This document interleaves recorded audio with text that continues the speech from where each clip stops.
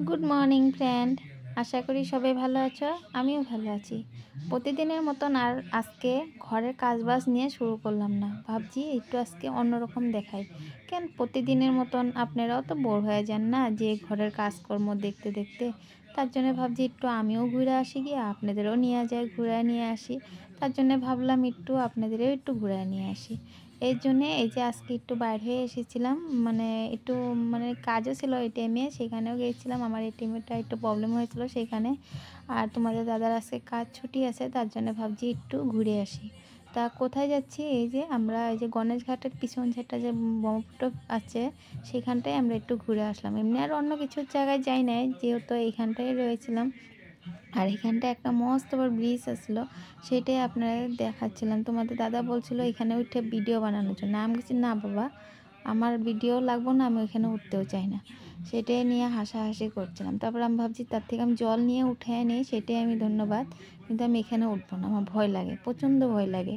তা আপনাদের কার কার ভয় লাগে অবশ্যই কমেন্টে জানাবেন, আর কারা কারা সাহসী আছেন তারাও জানাবেন। কিন্তু আমার কিন্তু প্রচণ্ড ভয় লাগে, কিন্তু আগে উঠেছি যদি আমার এখন মানে কেন বা ভয় ভয় ভাবটা লাগে, কেন বা বলতে পারি না। তারপরে এই যে এখন আমরা এখানে কয়েকটা ফটো নিচ্ছিলাম, তার জন্য আপনি ভাবছি আপনাদের কাছে একটু শেয়ার করি। আর আমার যদি ইনস্টাগ্রামে যদি ইসে দেখতেছেন, আমার ইনস্টাগ্রামে আমার এর সাথে ব্লগ করা আছে নাম্বারটা, সেখানে আপনারা যেয়ে দেখে নিতে পারেন।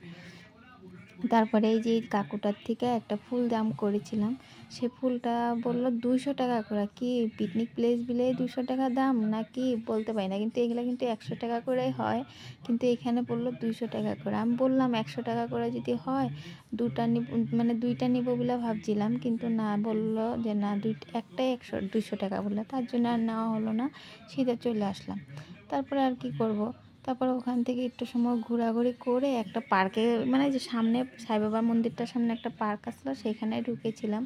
একটু ভাবলাম এখানেও কয়েকটা রিলস বানানো হয়েছে, সেটা আর আপনাদের কাছে শেয়ার করলাম না। এটা আমার ইনস্টাগ্রামেই আছে, যদি যারা যারা চাষ করতে চান ওখানে দেখলে আমার পাওয়া যাবেন গিয়ে।